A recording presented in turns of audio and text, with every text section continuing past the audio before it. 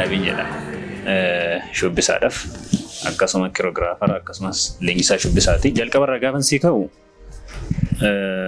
jalqaba leenjii akkuma fudheen iyyuu dandeettii kiyya dabalachuuf jedheen maaliin godhe tola ooltummaa baandii Viktooromiyaan deeme.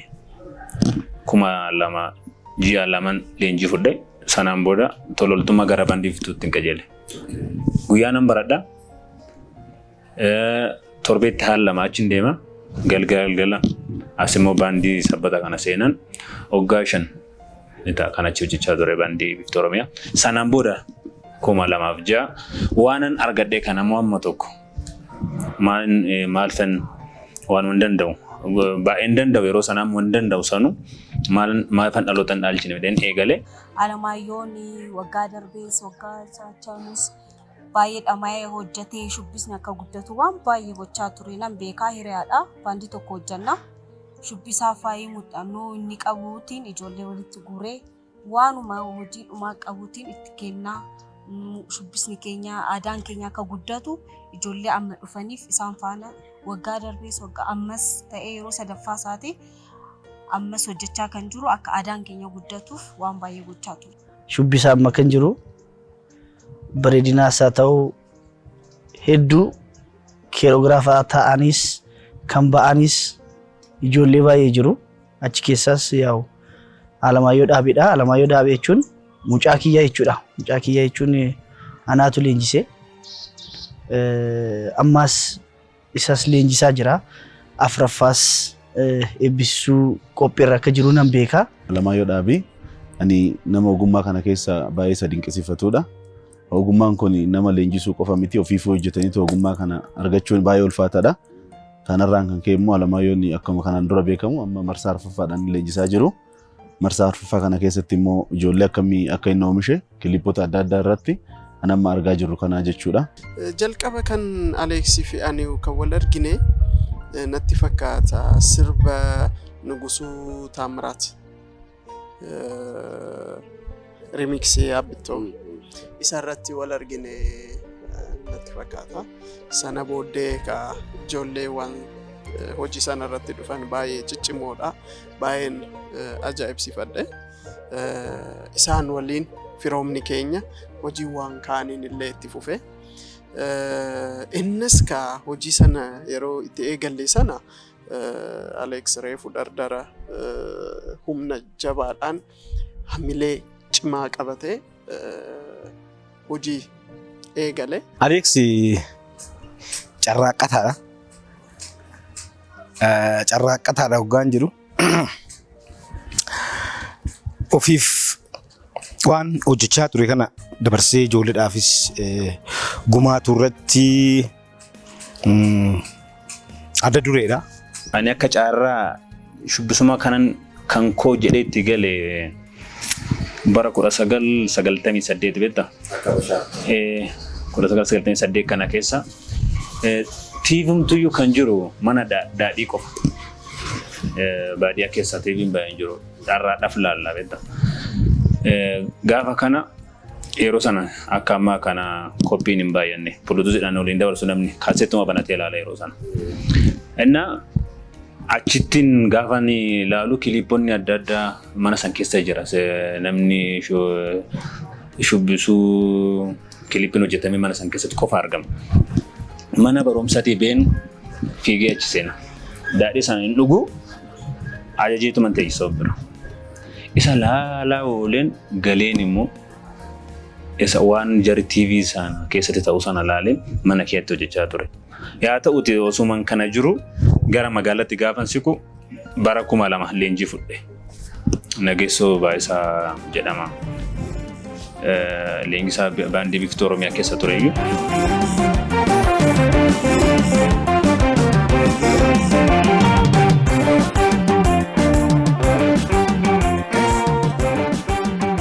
Sirba aadaa keessaa sirbi aadaa kan sirba gochuu danda'u muuziqaa fi sagaleedhaan boodatti shubbiidha. Fakkeenyaaf miidiyaa tokko irratti sirba tokko ilaalaa osoo sagalee sirraa balleessanii namni shubbii san laalaa jiraate shubbii san laalee sirbi sun sirba naannoo kamii akka ta'e namni haasa'uu danda'a. Kana jechuun shubbiinii fi muuziqaan amma walitti dhufeenya qabu. Shubbiinii fi aadaan amma walitti dhufeenya walitti hidhata akka qabu agarsiisa. Shubbisuu otoo hin danda'e gaariidha. Garuu akkaataa itti shubbisan kan kutaalee adda addaa hundumaayyuu haala miidhagaa fi bareechee muuziqoonni aadaa Oromoo akka bareedu kan taasisu Alamaayyoo Dhaabiti. Amma fuulduraaf isa biratti galmaa'ee yoo hin danda'e shubbisa kana sirriitti hojjechuu yaadan qaba jedha. Alex jechuun baay'ee nama cimaadha. Nama aartii Oromoo aga amma irra jiru kana tarkaanfachisuu danda'e keessaa nama tokkodha inni.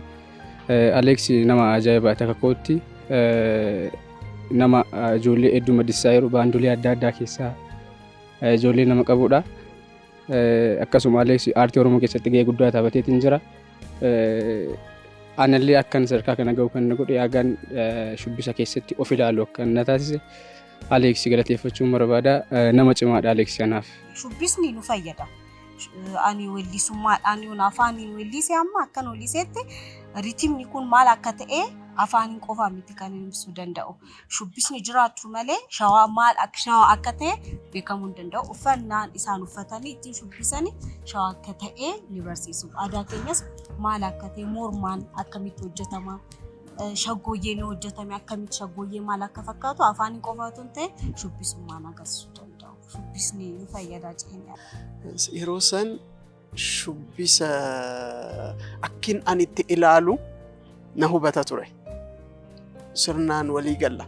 Maaliif creativity fayyadamuudhaan shubbisa wal keessa gochuun inuma mul'ata ture. Waatti daddabaluudhaan dhaloonni immoo wanti dhaaluu qabu shubbisa typical waan hin tuqamin waan ittiin dabalamin isuma ganamaatiin hin hanqatin isuma ganamaa sana dhalootatti dabarsuu sana keessatti yeroo hundayyuu yaanni koo sana keessa jira waan ta'eef na hubata waan hojjetaman irratti illee jechuun anis sana nu hubadha innis na hubata akkasuma ijoolleen garee isaa ijoolleen ciccimoo innas turanis akkasuma sana booddee ka hiriyummaan keenya illee hariiroon keenya cimaa dhufe hojiiwwan an lakkoofsaan hin beeku dhugaa dubbachuudhaaf yoo xiqqaate an 200 ol hin ta'u kan inni Alex waliin hojjedhe. Kan ammoo dirqama namni shubbisa haala haraatiin baa'uu qaba waan ta'eef isa kana keessas waan baay'ee hojjechaa jira waan ta'eef dirqama ammoo baasuu qaba. Isa qofaa mitis namni baay'ees leenjisaa jira. Kana keessas ijoollee haaraan waggaa ba'anis aadaa keenyas duudhaa keenyas hin badu achumaan itti fufaa deema waan ta'eef kanan itti fufuu qaba jabaachuu qaba jedha. Anaaf shubbisni abbaa koo haadha koo ijoollee koo walumaa galatti jireenya koo jechuudha. Anaaf shubbisni keessatti of argita. Keessatti nuuf laaddaa.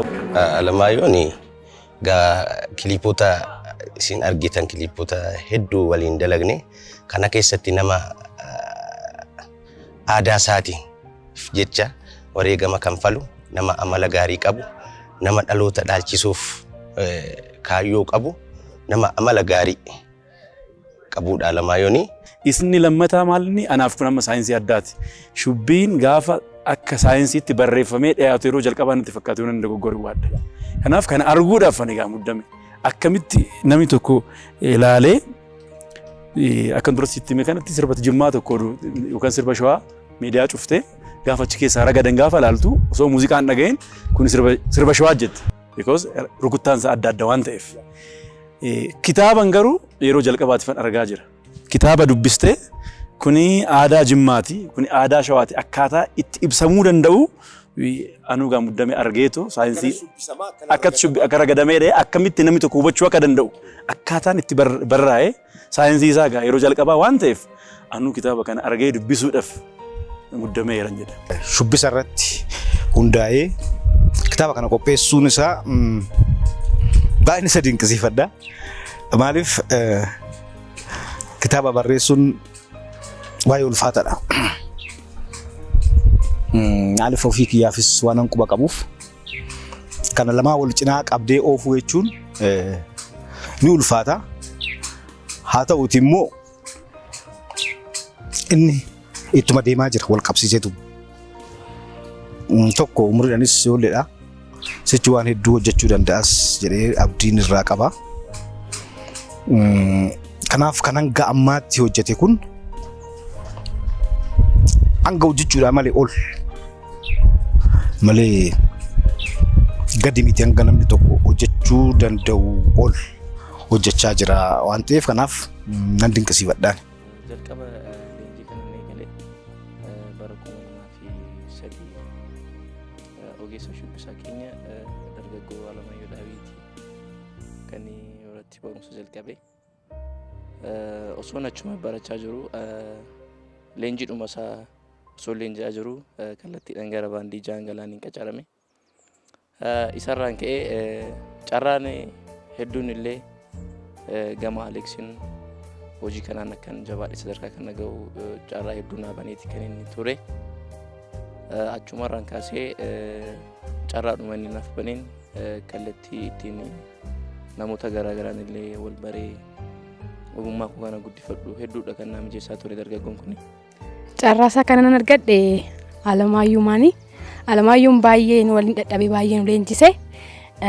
Isuma bira leenjuu kootiin immoo isumatu sirba sanis isumatu fide isa waliin nu barsiise kilippiiwwan adda addaa nu gaggeessaa ture. Aleeks jechuun nama baay'ee gaariidha. Anaaf jechuudha.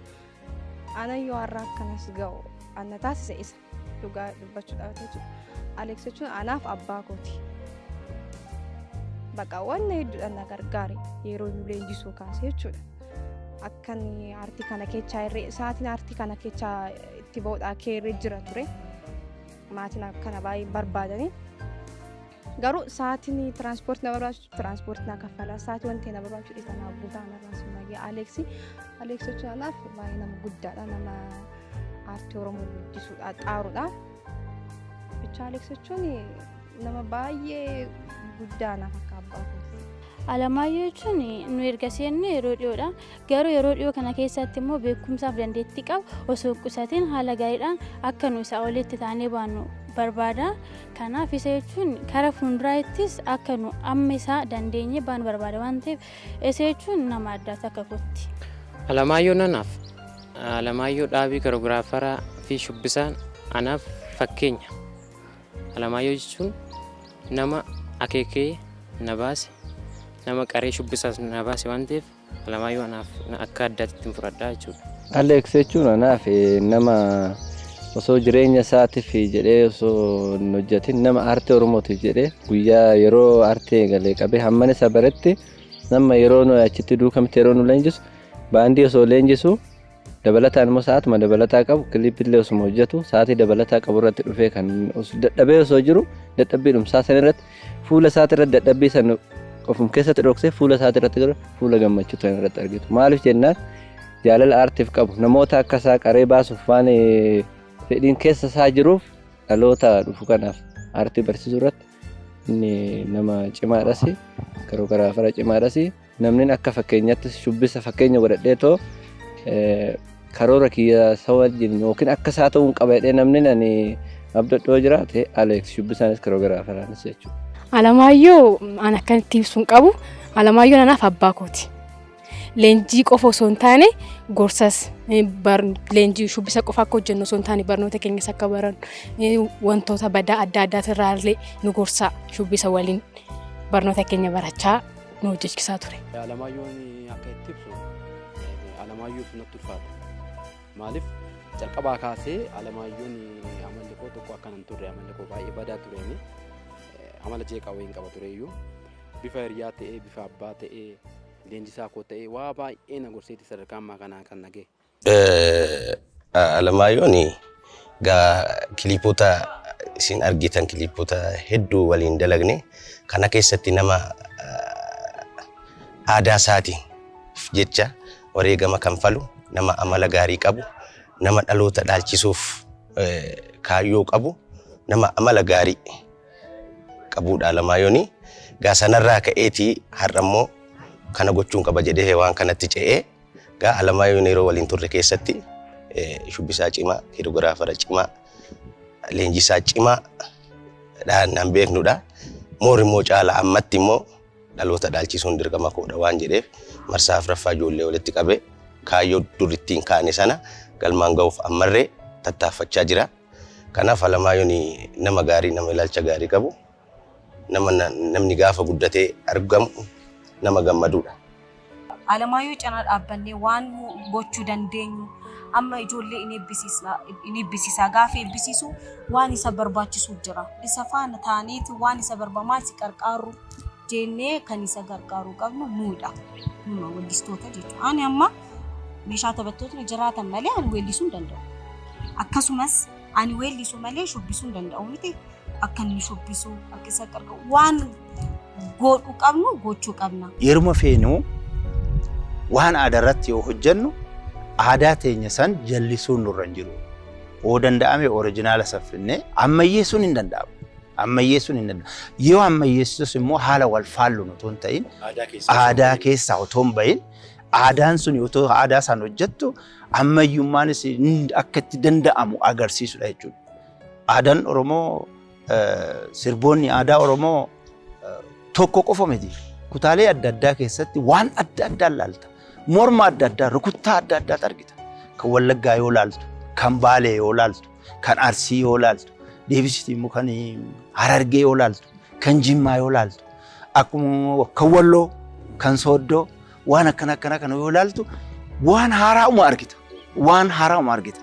Kanaaf wanti sun utoo jallachuu baatee haala gaariidhaan qoratanii, gaafatanii, hubatanii, ta'anii akka Alamaayyootti ta'anii otoo hojjetanii natti tola. Aleeksii fi shubbisni Aleeksii shubbisaaf lafee dugdaati. Aartii aadaa uummata Oromootiif. Aartii guddina aartii shubbisa aadaa Oromootiif Aleeksii lafee dugdaati yoon jedhe itti xiqqaata malee ittiin baay'atu. Garuu gaafa ilaalu jabaachaa jiru Aleeksii isaan keessaa isa tokko natti fakkaata. Kiliipota hedduu irratti mul'ata. San keessaa darbee immoo ijoollee isaa leenjisee aadaa uummata Oromoo isaan akka shubbisanii agarsiisan oomishuu irratti gaheen inni gochaa jiru ka gaarii ta'ee marsaa afuraffaa eebbisiisuu isaan kun ragaa ta'a waan ta'eef Aleeksii waan kanarratti jabaatee itti fufuu qaba. Isarratti dhaabbachuu hin qabu. Ijoolleen dakaa dhuftu immoo adeemsa ilaalanii isaanis irra caala waan akkasii hojjetanii aadaa ofii akka guddisaniin ergaa kiyya dabarsa kana gidduu. Xiqqaa guddaa osoo hin jenne dhaloonni kamiyyuu kan aadaan keenya ilaallate jedhu martinuu duuba dhaabbannee jajjabeessuun dirqama keenya waan ta'eef haa jajjabeessinu nus jajjabeessinee aartii kana asiin geenyee gaa namni umuriin hin dollooma dhaloota dhaalchisuun dirqama waan ta'eef Alamaayyoonis gahee kana taphachaa jira waan ta'eef hundi keenya tokko taane Alamaayyoo duukaa dhaabbannuun jedha. Tole walumaa galattuu namni kamiyyuu aadaa kana barachuu qaba. Aadaa kana barachuun of barachuu namoonni baay'een shubbisa tuffatu. Shubbisa barachuu jechuun dursa eenyummaa kee baratta. Lammataa aadaa isa oriijinaala ta'e baratta. Namni kamiyyuu shubbisa barachuu dhufee baratee tuffachuu baate waan hin jiru sanan dhaamsa qaba dhumarratti. Galatooma.